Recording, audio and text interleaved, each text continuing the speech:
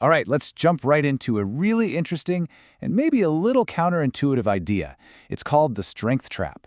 We're going to talk about what happens when the very things that make you so good at your job actually start to work against you. Now that's a pretty powerful statement, right? Because we're always told to lean into our strengths, to double down on what we're good at. But what if that success creates a massive blind spot? What if being great at something is the very thing that makes you vulnerable? So, could your greatest strength really be your biggest weakness? That's the big question we're digging into. Let's unpack this whole paradox and figure out how those amazing qualities that got you where you are might, just might, be the things holding you or your team back. And this is what we call the performer's paradox. It's this tricky situation where your best strengths, when you use them in the wrong way or just too much, they start to cause problems. And listen, this isn't about having weaknesses, not at all. It's about the very real risk of leaning too hard on what you do best. So the key word here is derailer. Now, a derailer isn't some deep, dark flaw. Think of it more like a superpower that you're using at the wrong time. It's a good thing, a positive trait, that just gets pushed way too far, and then it backfires. It's the classic too much of a good thing problem. Okay, let's make this super concrete. Take independence.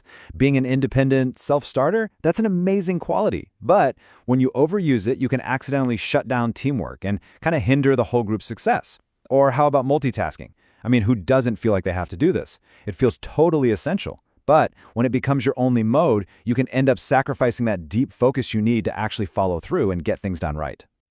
Okay, so if that's the trap, how do we get out of it? The answer is definitely not to just stop using your strengths. No way. It's about getting smarter, way more strategic about how you use them. And the solution all comes down to a big shift in self-awareness. This whole idea comes from something called strength-based coaching. But you don't need a coach to use the core principle. The main idea is this: figure out where your personal style is really, really different from other effective leaders. That big spike on the chart, that thing you do better or more than anyone else, well, that's where your greatest strength lives. And it's also the hiding spot for your potential derailer. And getting that insight, that's the big payoff. It helps you see that leadership isn't just a checklist of skills. It's more like a dynamic balancing act.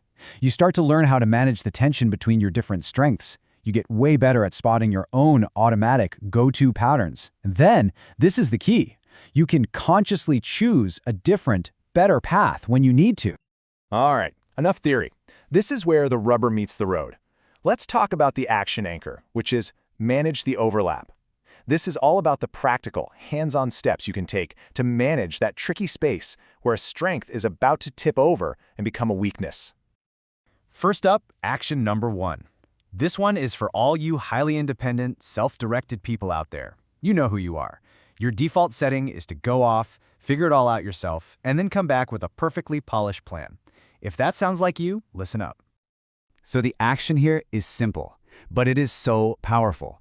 Before you lock in that plan, make it a point to proactively seek out other people's ideas. And don't just ask what they think, ask about their thought process. Look, this isn't about doubting yourself. It's about pressure testing your ideas and building buy-in from the get-go. You're basically turning your solo strength into a massive collaborative asset.